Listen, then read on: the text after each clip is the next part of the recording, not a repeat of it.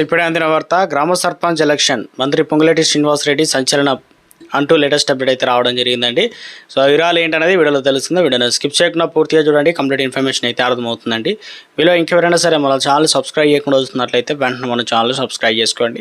ప్రభుత్వం నుంచి వచ్చే లేటెస్ట్ అప్డేట్స్ అన్ని కూడా మీ ఫోన్ నోటిఫికేషన్ రూపంలో అందించడం జరుగుతుందండి. చూస్తున్నారు కానీ లైక్ చేయడం మర్చిపోతున్నారు, దయచేసి లైక్ చేయండి. లేట్ చేయకుండా ఇట్లకైతే వెళ్ళిపోదామండి. స్థానిక సంస్థల ఎన్నికలపైన మంత్రి పొంగులేటి శ్రీనివాసరెడ్డి కీలక వ్యాఖ్యలు చేశారు. గురువారం ముఖ్యమంత్రి రేవంత్ రెడ్డి అధ్యక్షతన సచివాలయంలో కేబినెట్ సమావేశం జరిగింది. ఈ సమావేశంలో తీసుకున్న నిర్ణయాలను మంత్రి పొంగులేటి మీడియాకు వివరించారు. బీసీలకు 42% రిజర్వేషన్లు అమలుకు తర్వాతే స్థానిక ఎన్నికలకు వెళ్లాలని కేబినెట్ నిర్ణయించినట్లు ప్రకటించారు. దేశానికి ఆదర్శంగా రాష్ట్రంలో కులగన్న పూర్తి చేశాం. బీసీలకు రాజకీయంగా 42% రిజర్వేషన్లు ఇస్తామని గతంలో హామీ ఇచ్చాం.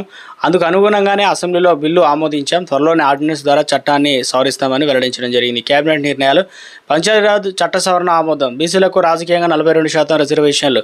2 ప్రైవేటు యూనివర్సిటీలకు అనుమతి. సెయింట్ మేరీ అమిట్ వర్సిలకు సంబంధించి గ్రీన్ సిగ్నల్.